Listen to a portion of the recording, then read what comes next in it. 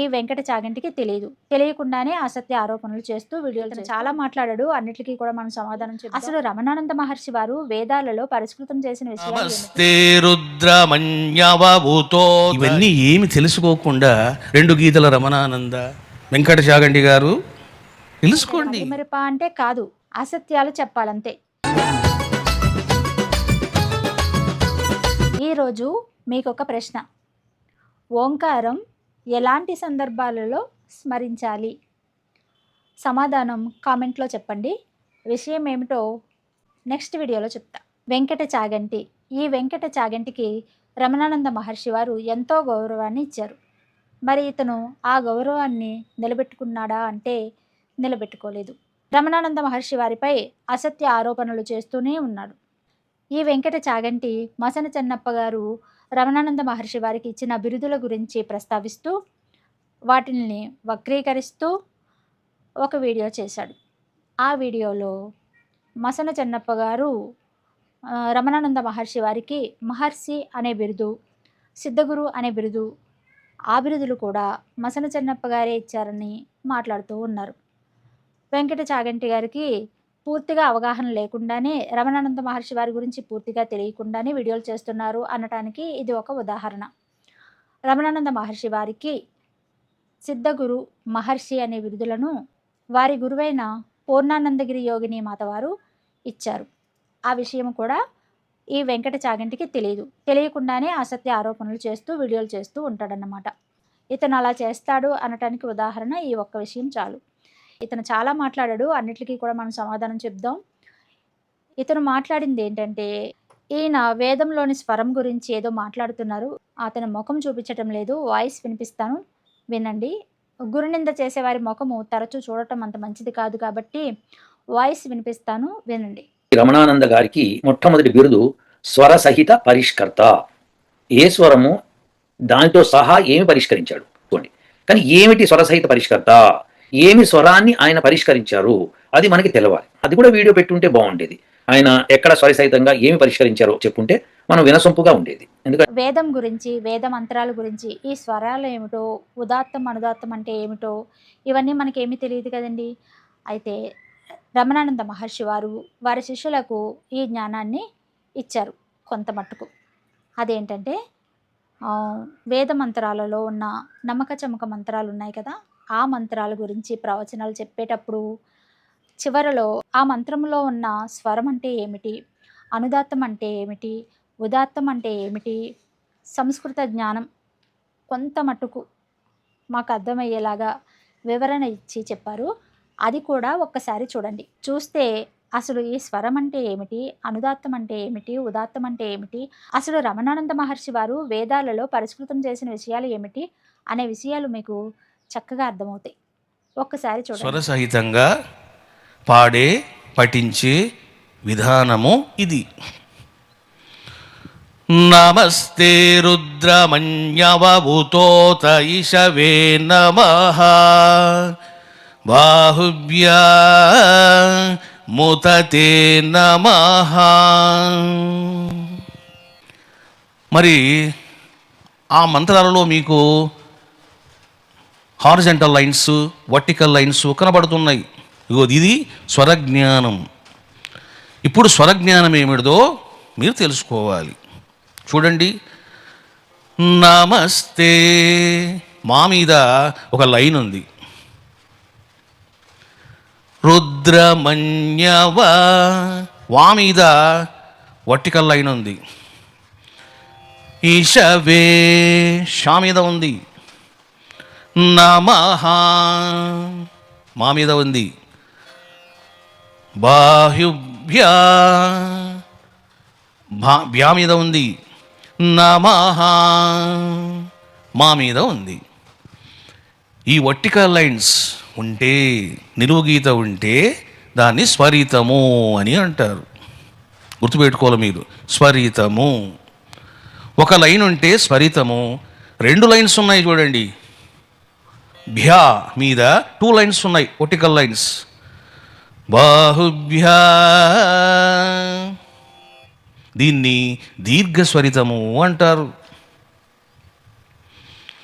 So స్వరము అన్నప్పుడు మీరు ఖచ్చితంగా 3 స్వరాలు తెలుసుకోవాలి. ఏమిటిది అది? అనుదాత్తము, ఉదాత్తము, స్వరితము, దీర్ఘ స్వరితము. అంటే టోటల్ 4 అనుకోండి. ఇప్పుడు మీకు స్వరితం అర్థమైపోయింది. ఇంకా ఓహో, వర్టికల్ లైన్ ఉంటే స్వరితము అర్థమైపోయింది. నమస్తే రుద్ర మన్యవా. మా కింద ఒక నిలువు గీత ఉంది. ఊతోత, ఊ కింద ఉంది, తా కింద ఉంది. ఈశవే, వే కింద ఉంది.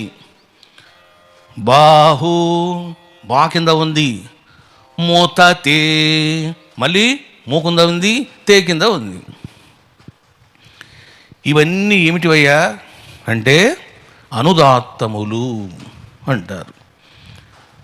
కాబట్టి వర్టికల్ లైన్ ఉంటే, నిలువు గీత ఉంటే స్వరితము, అడ్డగీత ఉంటే హారిజంటల్ లైన్ ఉంటే అది అనుదాత్తము. మరి ఉదాత్తం ఎక్కడుందండి అని అంటే, ఏమీ లేకుండగా అక్షరం ఉంటే దాన్ని ఉదాత్తము అని అంటారు. అది మీకు స్వరితానికి అనుదాత్తానికి నొటేషన్ ఉంటుంది, ఉదాత్తానికి ఉండదు. ఇది మీరు గుర్తుపెట్టుకోవాలి. ఇప్పుడు చూడండి, నమస్తే, గో నా ఉదాత్తం ఇది. రుద్ర, ఈ రెండు కూడా ఉదాత్తాలే. ఉతోత, తో, గో అది కూడా ఉదాత్తమే. ఈశవే, ఇకారం, అది కూడా ఉదాత్తమే. నమః, నా, అది కూడా ఉదాత్తమే. బాహు, హు ఉంది కదా, అది కూడా ఉదాత్తమే. నమః, మళ్ళీ నకారము ఉదాత్తం. ఈ రకంగా అట్లీస్ట్ మీరు తెలుసుకోవాలి. ఏమిటిది అనుదాత్తం, ఏమిటిది ఉదాత్తం, ఏమిటిది స్వరితం, ఏమిటిది దీర్ఘ స్వరితం, ఏమిటిది, ఈ 4 విషయాలు తెలుసుకోవాలి. ఇక సబ్జెక్టులోకి వెళ్ళామనుకోండి, ఒక్క నమస్తే అనగానే మీకు ఎక్స్ప్లెయిన్ చేయడానికి 1 గంట పడుతుంది నాకు. ఎందుకు తెలుసునా? అది ఎక్స్ప్లెయిన్ చేయడానికి మళ్ళీ మీకు చాలా విషయాలు చెప్పాల్సి వస్తుంది నేను. కాబట్టి అవసరం ఉన్నప్పుడు మీకు చెప్తా ఉంటాను. ఎక్కడెక్కడ సందర్భానుసారం అవసరమో అత్యవసరమో అప్పుడు చెప్తాను. ఇప్పటిదాకా అయితే మీరు ఇంతవరకు తెలుసుకున్నారు. చూశారు కదండి, నమక చమక మంత్రాల గురించి ఎంత చక్కగా ప్రవచనాలు చెప్పారు అంటే, ఆ మంత్ర అర్థాలు వింటే మనకు అసలు అణువణువున ఆ శివుడు ఎలా కొలువై ఉన్నాడు అనే విషయాలు చాలా చక్కగా అర్థమవుతాయి అన్నమాట. వేదంలో ఉన్న ఆ మంత్రాల సంస్కృత జ్ఞానం కూడా కొంతవరకు మాకు తెలియచేస్తూ, ఆ మంత్రాలను ఎలా పఠించాలో మాకు వివరంగా చెప్పారు. ఈ స్వరం గురించి వివరణ రమణానంద మహర్షి వారు ఆల్రెడీ ఒక వీడియో చేశారని చెప్పాను కదా, ఆ వీడియోలోనే ఈయనకి వివరణ ఇవ్వటం జరిగింది. అయినా సరే ఆయన ఏదో వివరణ ఇవ్వలేనట్టు, ఆయన దానికి సమాధానం చెప్పలేనట్టు ఎలా మాట్లాడుతున్నారో విన్నారు కదా. మరి ఇదివరకే ఇచ్చిన ఆ వివరణ ఏమిటో అది కూడా ఒకసారి చూద్దాం. మీరు చదివేటువంటి వేద మంత్రాలు దీర్ఘస్వరిత రహితంగా మీరు పఠిస్తున్నారు. చూడండి, చిన్న ఎగ్జాంపుల్ మీకు చెప్తాను. ఫస్ట్ మంత్రమే తీసుకోండి. ఫస్ట్ మంత్రం చూడండి. ఇది మార్కెట్లో లభించేటువంటి వేద గ్రంథాలలోని మంత్రం. ఓం అగ్ని మీలే పురోహితం యజ్ఞస్య దేవ మృత్విజం హోతారం రత్నదాతమం కదా. మీ అనే అక్షరం పైన స్వరితం ఉంది. అందుకే చాలామంది ఏం చేస్తారు, ఓం అగ్ని మీలే, అది మీలే రీస పురోహితం. అక్కడ పురోహితం అన్నాం, అక్కడ దీర్ఘస్వరితం రాదు. అగ్నిమీలే, చూసారా? ఓం అగ్నిమీళే అక్కడ ఉంది. ఆనాడు మహర్షులు అదే విధంగా దర్శించారు, అందుకే నాకు కనపడింది. యజ్ఞస్య దేవమృత్విజం. చూసారా, అక్కడ దీర్ఘస్వరితం ఉంది. కానీ చాలామంది ఎట్లా పాడతారు? యజ్ఞస్య దేవ మృత్విజం అంటారు.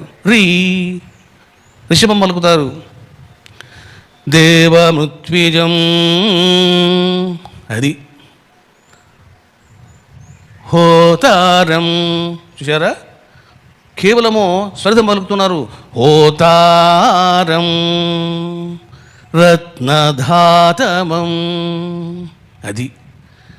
ఇది మార్కెట్లో లభించేటువంటి వేద గ్రంథాలలోని మంత్రం. తొలి మంత్రం చెప్తున్నా మీకు, జస్ట్ శాంపుల్ మిఠాయిలాగా. ఇక నేను దీర్ఘస్వర నిర్మాణం చేశాను కదా, చూడండి చూడండి, మీ దగ్గర దీర్ఘస్వరితం పెట్టాను. ఇవన్నీ ఏమి తెలుసుకోకుండా 2 గీతల రమణానంద అని మీరు వ్యాఖ్యానం చేయడం, ఇది వేదజ్ఞునిగా మీకు సంస్కారం పరంగా మంచిదేనా అని అడుగుతున్నాను. వెంకట చాగంటి గారు, తెలుసుకోండి. వెంకట చాగంటికి ఇంత వివరంగా రమణానంద మహర్షి వారు ఆల్రెడీ సమాధానం చెప్పేసిన దానిని మళ్ళీ అడుగుతున్నాడు ఇతను. మరి ఇతనికి మతిమరుప అంటే కాదు, అసత్యాలు చెప్పాలంతే. మరి ఇటువంటి సత్యాలను తెలియజేస్తూ మరొక వీడియోతో మళ్ళీ కలుసుకుందాం. జై గురుదేవ.